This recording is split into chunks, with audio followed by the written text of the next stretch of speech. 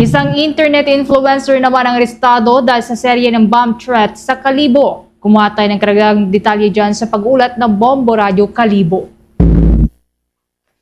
Inaresto ng pulisya ang 27 years old na vlogger sa bayan ng Tangalan dahil sa serye ng mga bomb threat sa iba't ibang paaralan sa lalawigan ng Aklan, lalo na sa bayan ng Kalibo.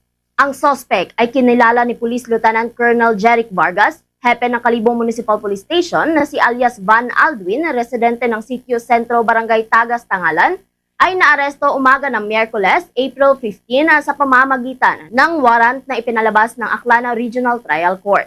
Nabatid na simula noong nakaraang taon hanggang sa unang bahagi ng 2026 ay patuloy na nakakatanggap ng banta ng pambobomba ang mga paaralan sa pamamagitan ng isang online messaging app. Natukoy ng mga otoridad ang suspect sa kanyang nakarehistrong numero ng SIM card na ginamit sa pagpapadala ng bomb threat. Sa isinagawang operasyon, na-recover sa kanyang posisyon at kontrol ang isang unit ng Samsung A02s na cellphone kasama ang SIM card na nakarehistro rin sa kanyang pangalan. Nakatakdang imbestigahan ng Regional Anti-Cybercrime Unit 6, PNP Anti-Cybercrime Group ang mga na-recover na ebidensya.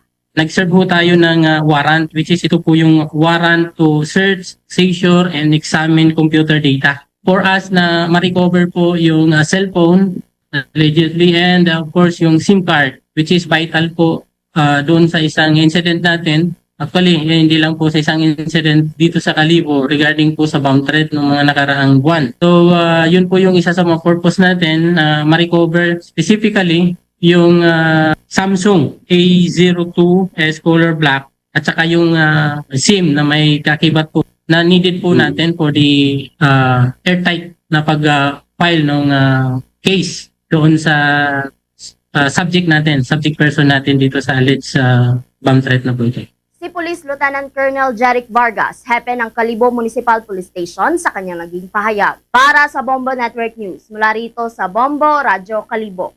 Bombo Ashley May Pamaos nag-uulat, and this is Bombo Radio Philippines, the #1 and most trusted source of news and information.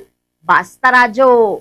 Bombo! For the most trusted source of news and information, visit our website at www.bomboradio.com. Follow us on Bombo Radio mobile app, Facebook, YouTube, TikTok, and X, formerly Twitter.